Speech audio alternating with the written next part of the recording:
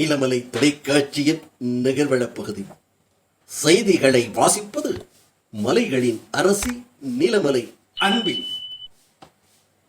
இன்றைய நிகழ்வள பகுதியில் நாம் பார்க்க இருப்பது சிறந்த பள்ளி மேலாண்மை குழுவுக்கான விருது வழங்கும் நிகழ்ச்சி ஒன்று கோத்தகிரி பகுதியில் உள்ள காடாசோலை பள்ளி நடுநிலைப்பள்ளி பிரிவில் சிறந்த செயல்பாட்டுக்கான சமுதாய மக்களிடம் இருந்து மேலாண்மை குழு உறுப்பினர் மூலமாக அதிக நன்கொடை நிதிகள் பெற்று தந்ததற்காக விருது வழங்கப்பட்டது என்றும் இந்த நிகழ்ச்சியில் தமிழகத்தினுடைய சுற்றுலாத்துறை அமைச்சர் மாண்புமிகு கடமை வீரர் க ராமச்சந்திரன் அவர்கள் தலைமையில் நடைபெற்றது.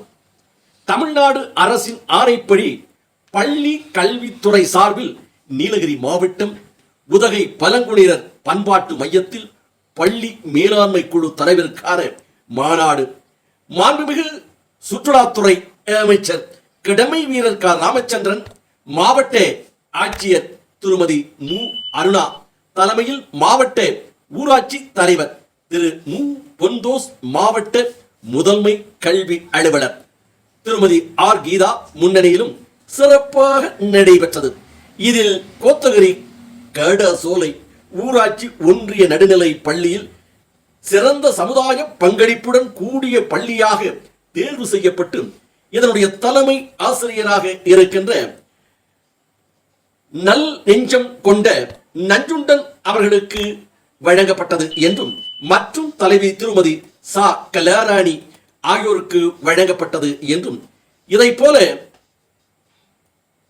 கூடலூர் ஒன்றியம், கோத்தகிரி ஒன்றியம், குன்னூர் ஒன்றியம், உதகை ஒன்றியம் என்று 4 பள்ளிகளுக்கு 5 பள்ளிக்கூடங்கள் விதமாக மொத்தம் 20 பள்ளிகள் சிறந்த பள்ளிகளாக மாவட்ட அளவில் தேர்வு செய்யப்பட்டதாக நமது செய்தியாளர் அமீத் அவர்கள் உதகை பகுதியிலே இருந்து இந்த செய்தியை தந்திருக்கிறார்.